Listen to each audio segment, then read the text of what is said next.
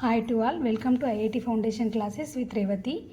మనము లాస్ట్ క్లాస్లో క్లాస్ 7 మ్యాథ్స్లో చాప్టర్ 6 మెన్సురేషన్లో మనము కొన్ని టాపిక్స్ డిస్కస్ చేసుకున్నాము.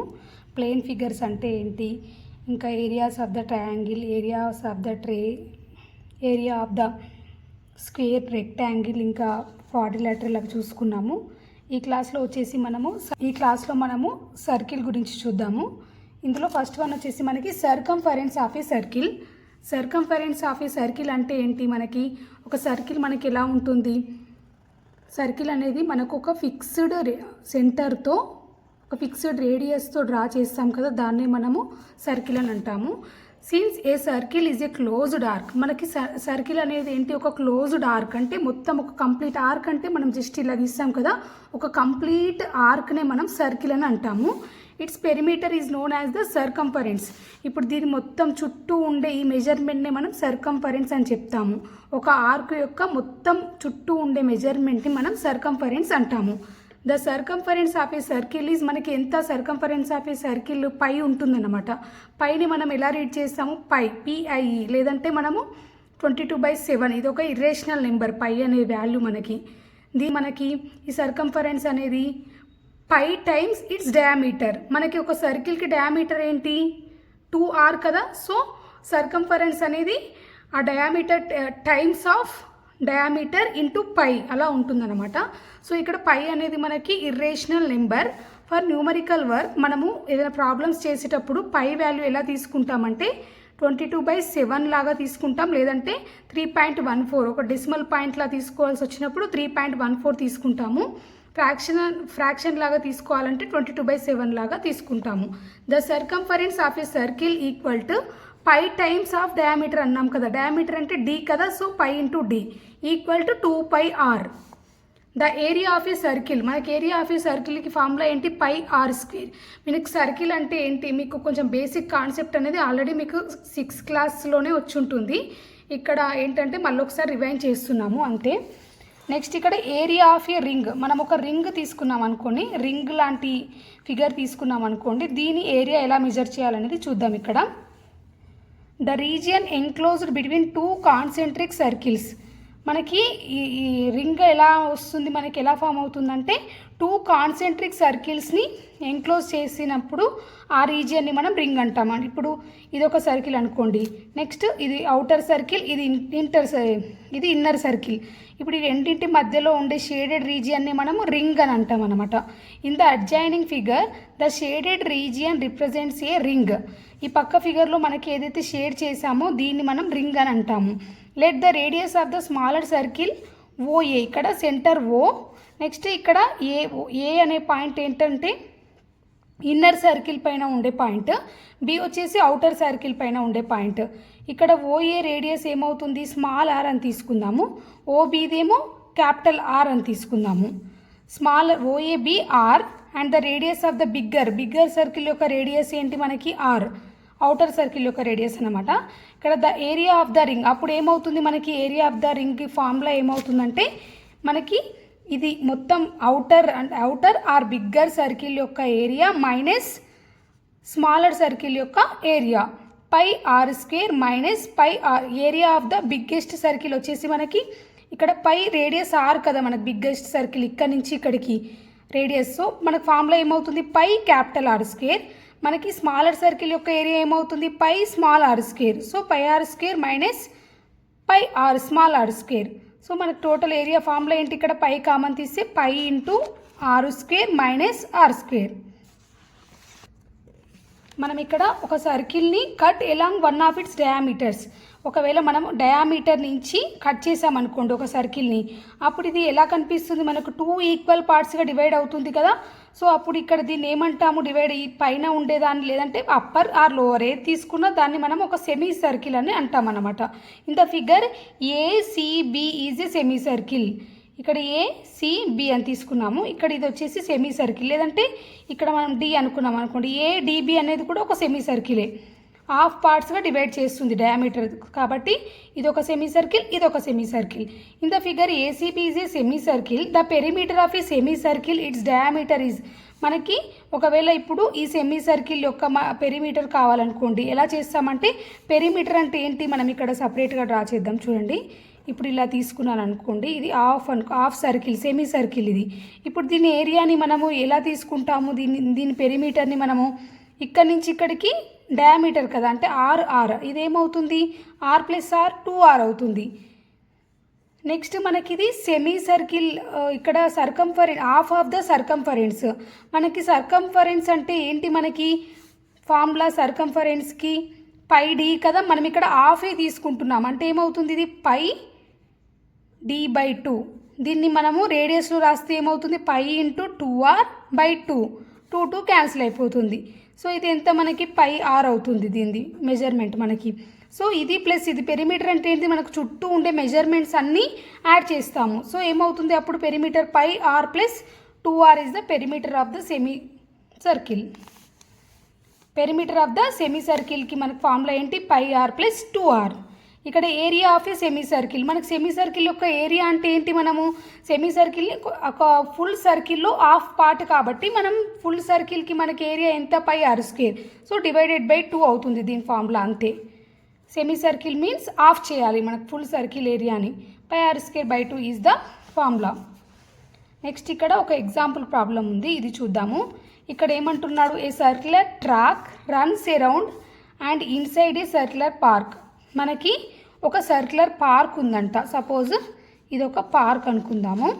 దీంట్లో మనకి ఏంటి, ఒక సర్క్యులర్ ట్రాక్ ఉంది. ఈ పార్క్లో లోపల చుట్టూ ఒక ట్రాక్ ఉంది, వాకింగ్ ఏరియా అన్నమాట ఇది అనుకుంటే ఏమంటున్నాడు మనకి ఇక్కడ, if difference between the circumference of the track and the park is 132 metres.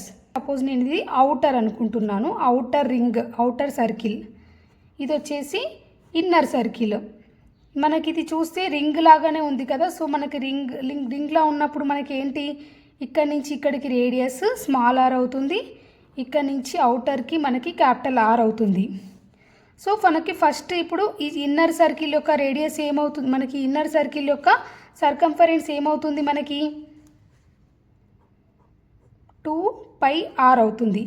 ఒకవేళ అవుటర్ సర్కిల్ది తీసుకుంటే పై డి కదా సర్కంఫరెన్స్ ఫార్ములా, బట్ ఇక్కడ నేను d = 2r తీసుకున్నాను. ఇప్పుడు దీనిది ఏమవుతుంది, 2π ఇంటూ క్యాపిటల్ R అవుతుంది. సో మనకి ఏమంటున్నాడంటే క్వశ్చన్లో, difference between the circumference of the track యొక్క difference between the circumference of track అంటే మనకు సర్కంఫరెన్స్ ఆఫ్ ఈ ట్రాక్ ఎంత, ఇదే కదా బయట ఉన్నది మనకి ఇది కదా, ఇది వచ్చేసి circumference of the track. Next park, ఈ పార్క్ ఇది చుట్టూ లోపల ఉండేది మనకి పార్క్ కదా. ఇప్పుడు ఇది ఈ ఏరియా మొత్తం పార్క్ అంటున్నాము. ఇది వచ్చేసి మనకి ట్రాక్, ఇక్కడ చుట్టూ ఫస్ట్ది. సో దీనిది వచ్చేసి మనకి సర్కంఫరెన్స్ ఏమవుతుంది, 2πr అవుతుంది. మనకి ఇన్నర్ సర్కిల్ది ఏమవుతుంది, 2π స్మాల్ r అవుతుంది. ఇది పార్క్ది అన్నమాట. ఇది పార్క్ సర్కంఫరెన్స్, ఇది వచ్చేసి ట్రాక్. మనకి difference between the circumference of the track and the park is 132 అంటున్నాడు. అంటే 2πr minus 2πr equal to capital R minus small r అనమాట. సో ఇక్కడ మనకి 2 కామన్ తీసామనుకోండి, అప్పుడు ఏమవుతుంది, 2π కామన్ తీస్తే 2π into r minus r equal to 132. Capital R minus small r equal to 1 minus small r కావాలి మనకు. అప్పుడు ఇది ఏమవుతుంది, 132/2. పై మనం ఏమని రాసుకోవచ్చు, 22/7 అని తీసుకోవచ్చు కదా ఇక్కడ. అప్పుడు మనకి క్యాన్సిల్ అవుతుంది, ఇది 7తో చేసిన, ఈ 7తో మల్టిప్లై చేయాలి ఇక్కడ. 132 ఇంటూ 7 డివైడెడ్ బై 2 ఇంటూ 22. 1 జా 22, 6 జా 2, 1 జా 2, 3 జా. సో మనకి capital R minus small r ఎంత వచ్చింది, 20. ఇది మనకి 132 మీటర్స్లో ఇచ్చాడు కాబట్టి 21 మీటర్స్. మనకి ఇక్కడ అదే కదా అడిగింది, విడ్త్ ఆఫ్ ద ట్రాక్ అని అడిగాడు. మనకి విడ్త్ ఏమవుతుంది, ఇప్పుడు ఇది మధ్యలో, ఇప్పుడు ఇది మొత్తం విడ్త్ సేమ్ ఉంటుంది కదా మనకి ట్రాక్లో. ఇప్పుడు ఇది ఏమవుతుంది, మనకి ఇక్కడ నుంచి ఇక్కడికి మనకి R అని తెలుసు, ఇక్కడ నుంచి సెంటర్ నుంచి అవుటర్ ట్రాక్కి. నెక్స్ట్ ఇన్నర్ ట్రాక్కి R. సో ఈ విడ్త్ మనకు కావాలంటే ఏంటి formula, capital R minus small r కదా. So capital R minus small r equal to మనకి ఎంత వచ్చింది, 21 మీటర్స్ వచ్చింది. ఎగ్జాంపుల్ ఉంది, ఇందులో చూద్దాము. Find the area and the perimeter of the semi circle whose radius is 14 centimetre. మనకి ఒక సెమీ సర్కిల్ యొక్క రేడియస్ ఇచ్చాడు క్వశ్చన్లో. రేడియస్ ఎంత మనకి ఆర్ కదా, so R equal to 14 centimetres ఇచ్చారు. సో మనం ఇక్కడ పెరిమీటర్ ఫైండ్ అవుట్ చేయాలి. ఫస్ట్ పెరిమీటర్ ఫార్ములా ఏంటి సెమీ సర్కిల్కి, ఇంత ముందుకే చెప్పాను కదా, perimeter of semi circle equal to ఏమవుతుంది మనకి పై ఆర్ ప్లస్ 2r. సో ఇక్కడ మనకి r ఇంటూ పై ప్లస్ 2 అంత రాద్దాము ఆర్. సో ఇది ఒకవేళ లోపలికి చేసామనుకోండి 7 1 7 2 44 ప్లస్ 28 72 సెంటీమీటర్స్. పెరిమీటర్ వచ్చేసి 72 సెంటీమీటర్స్ వచ్చింది. నెక్స్ట్ మనకి ఏమంటున్నాడు, ఏరియా కూడా ఫైండ్ అవుట్ చేయమంటున్నాడు. మనకి ఏరియాకి ఫార్ములా ఏంటి, సర్కిల్ ఏరియా బై 2 కదా, so pi are square by 2. So ఇక్కడ 22/7 into 14 into 14 divided by 2. 7 1 7 2 2 1 2 7 so 22 into 14 ఎంత అవుతుంది మనకి 308 centimetre square is the answer. Area వచ్చేసి 308 సెంటీమీటర్ స్క్వేర్, పెరిమీటర్ వచ్చేసి 72 సెంటీమీటర్స్. నెక్స్ట్ మనకి సెక్టార్ ఆఫ్ ఏ సర్కిల్ అంటే ఏంటో చూద్దాము.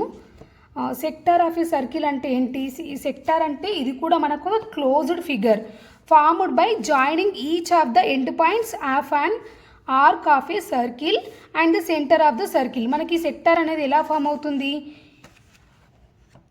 అంటే మనకి ఇక్కడ 2 ఎండ్ పాయింట్స్ తీసుకున్నాం అనుకోండి సర్కిల్లో, ఈ 2 ఎండ్ పాయింట్స్ని మనము centre of a circle next ఇది సెంటర్ ఆఫ్ ఏ సర్కిల్కి జాయిన్ చేసినప్పుడు మనకి ఈ సెమీ సెక్టార్ అనేది ఫామ్ అవుతుంది.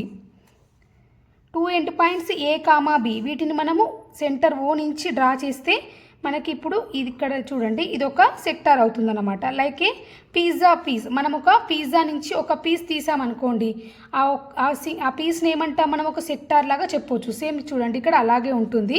In the above circle with centre O AXB అనేది ఏంటి, ఇక్కడ ఆర్క్ అవుతుంది మనకి. The end points of the arc A and B are joined with centre O. ఇక్కడ ఈ 2 ఎండ్ పాయింట్స్ దేంతో జాయిన్ అవుతున్నాయి మనకి, సెంటర్ ఓ తోటి మనం ఈ 3 వీటిని జాయిన్ చేస్తున్నాము. సో దీన్ని ఇక్కడ AOB అనేది ఒక సెక్టార్ ఆఫ్ ఏ సర్కిల్ అవుతుంది. Next the arc makes an angle theta. మనకి ఈ ఆర్క్ అనేది ఎంత యాంగిల్ చేస్తుంది, ఇక్కడ సెంటర్ తోటి టీటా యాంగిల్ చేస్తుంది అన్నమాట. This is also known as the central angle. ఈ టీటాని మనం ఏమంటామంటే సెంట్రల్ యాంగిల్ అని కూడా అంటాము. అంటే ఇక్కడ మనము ఇప్పుడు సపోజ్ ఇది సెక్టార్ కదా మనకి, ఈ సెక్టార్లో దీన్ని ఏమంటామంటే లెంత్ ఆఫ్ ద ఆర్క్ అంటాము. దీన్ని మనం ఎల్తో మెజర్ చేస్తామన్నమాట. So the circumference of the circle, the central angle of the sector, next and the angle of the circle area in proportion.